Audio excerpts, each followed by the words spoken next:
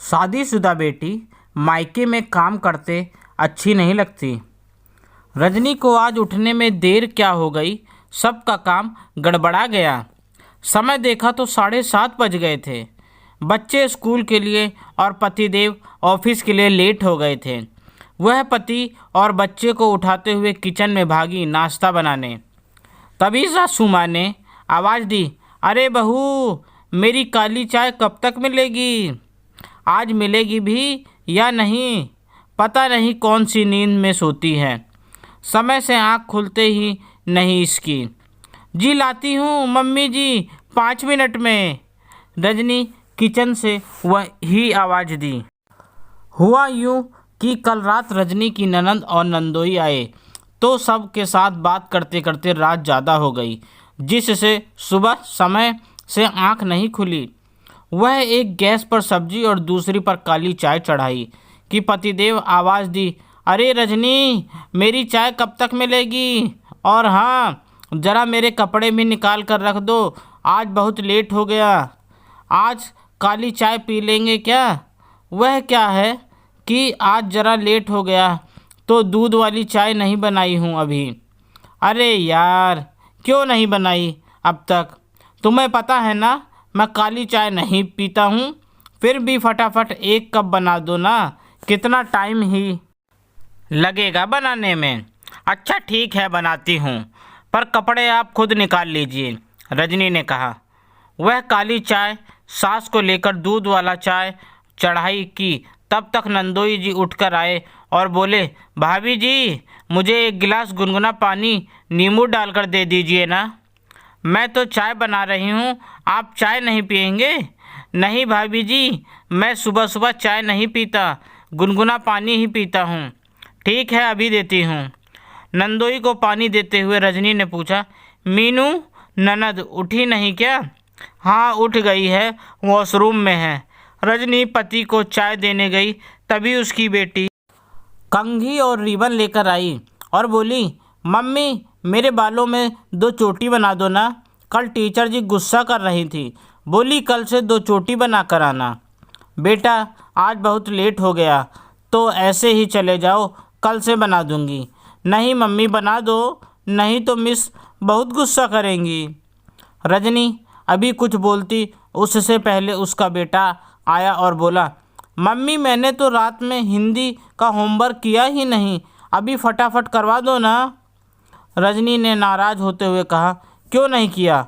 और नहीं किया तो रात में क्यों नहीं बोला? अभी मेरे पास समय नहीं है, मैं नहीं करवाने वाली, जाओ बिना होमवर्क किए ही। अरे मम्मी, मैंने तो रात को कहा था, पर आप बुआ जी से बातें कर रही थी तो फिर आपने ही कहा था कि बाद में करा दूंगी, पर आपने नहीं कराया तो इसमें मेरी क्या गलती? करवा दो ना, नहीं तो मिस बहुत डांटेंगी। रजनी को याद आया कि वो तो सच में कहा था होमवर्क कराने के लिए, पर मैंने ही टाल दिया था।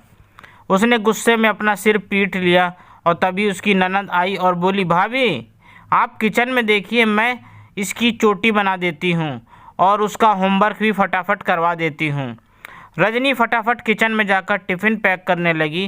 तभी पतिदेव ने नाश्ता मांगा। रजनी ने पति और बच्चों को नाश्ता देते हुए कहा, आज जाते जाते दोनों बच्चों को भी लेते जाइए, स्कूल बस आती ही होगी, बिठा दीजिएगा। अरे यार, तुम भी कैसी बातें करती हो? आज मैं खुद लेट हो गया हूँ। अच्छा ठीक है, लेकर जाता हूँ। बच्चे तैयार हैं? हाँ तैयार हैं। तीनों के जाने के बाद रजनी राहत की सांस ली और फिर चाय बनाकर सबको देते हुए खुद भी बिस्किट और चाय लेकर बैठ गई। तभी सास ने कहा, पहले अपना ही पेट पूजा कर लो, घर में जो मेहमान आए हैं उनके लिए भी कुछ नाश्ता बनेगा या नहीं? हाँ माँ, बस चाय पीकर बनाने ही जा रही हूँ। चाय पीकर रजनी किचन में गई तो पीछे पीछे मीनू भी गई और भाभी का हाथ बटाने लगी। यह देख मीनू के पति ने कहा, अरे मीनू, तुम क्यों काम कर रही हो? भाभी कर लेंगी ना, तुम बैठो, हफ्ते भर के लिए आई हो तो आराम करो। वैसे यहाँ पर बहुत खुशी खुशी काम कर रही हो, मेरे यहाँ तो मुंह बनाती रहती हो, शिकायतें करती रहती हो। अरे वाह, आपको मेरे आराम की बहुत फिक्र हो रही है।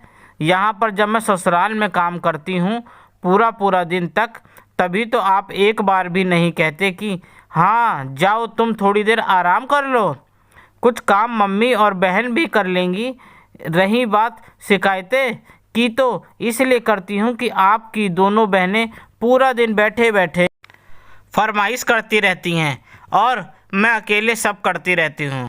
अपने दामाद की बात सुनकर मीनू की माँ भी कहने लगी, हाँ बेटा, दामाद जी सही कह रहे हैं, जाओ तुम आराम करो। ससुराल में तो काम करती ही हो, यहाँ भी काम करोगी। वैसे भी शादीशुदा बेटी मायके में काम करते हुए अच्छी नहीं लगती। क्यों माँ, सिर्फ मैं ही आराम करूं? भाभी को आराम की ज़रूरत नहीं, वह तो कितना काम करती हैं। अगर शादीशुदा बेटी मायके में काम करेगी तो कुछ हो जाएगा क्या? तीनों की बातें सुन रजनी ने तुरंत मीनू से कहा, अरे मीनू, मम्मी और नंदोई जी सही कह रहे हैं, तुम जाओ मैं सब कर लूँगी। तब मीनू ने कहा, नहीं भाभी, लाओ, मैं भी आपकी मदद करा देती हूँ। कब तक अकेले करती रहोगी? हम दोनों मिलकर करेंगे तो जल्दी सब काम खत्म हो जाएगा और दोपहर को आराम करने का मौका भी मिल जाएगा। रजनी मीनू को आश्चर्य भरी नज़रों से देखने लगी। तब मीनू ने कहा, अरे भाभी, ऐसे क्या देख रही हो? यही कि तुम इतना समझदार कब और कैसे हो गई? तुम वही मीनू हो ना जो एक गिलास पानी भी नहीं खुद ले लेती थी? हाँ भाभी, वही मीनू हूँ। यहाँ पर जितना सुख किया अब ससुराल में सब भुगत रही हूँ। मेरी दो शादीशुदा ननदें मेरे घर के पास में ही रहती हैं। हर वीकेंड पर दोनों आ जाती हैं, फिर अपनी फरमाइशें करती रहती हैं। माँ के साथ मिलकर मैं अकेले सब करती रहती हूँ, कोई एक बार भी मेरी मदद नहीं करता। कभी कभी खींच कर मैं अपने कमरे में चली जाती हूँ, तब आपके नंदोई मुझे बोलेंगे कि जाओ काम करो, सब घर में हैं और तुम यहाँ आ गई आराम करने। इतने कामों में ही थक जाती हो क्या? तब मुझे आपकी याद आती रहती है कि मैं भी तो कभी आपका हाथ नहीं बटाती थी। पहले जब मेरे साथ हुआ तब समझ में आया कि आपको कितना बुरा लगता होगा। रजनी ने मुस्कुराते हुए कहा, अरे लेकिन मैं कब बुरा मानी कि तुम मेरी मदद नहीं करती हो?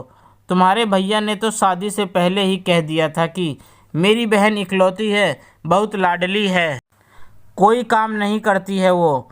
हाँ भाभी, आपको बुरा नहीं लगा, पर अब मुझे बुरा लग रहा है कि मैंने गलत किया आपकी मदद नहीं करके। मीनू की बात सुनकर रजनी ने कहा, चल छोड़, अब यह बातें सब अभी मिलकर काम निपटाते हैं। दोपहर को बैठकर दोनों ननद भाभी बातें करेंगे। और दोनों मुस्कुराते हुए काम में जुट गईं। दोस्तों, किसी भी तरह की त्रुटि की क्षमा प्रार्थी हूँ। अगर कहानी पसंद आए तो प्लीज़ लाइक, कमेंट और शेयर के साथ मुझे सब्सक्राइब अवश्य करें। धन्यवाद।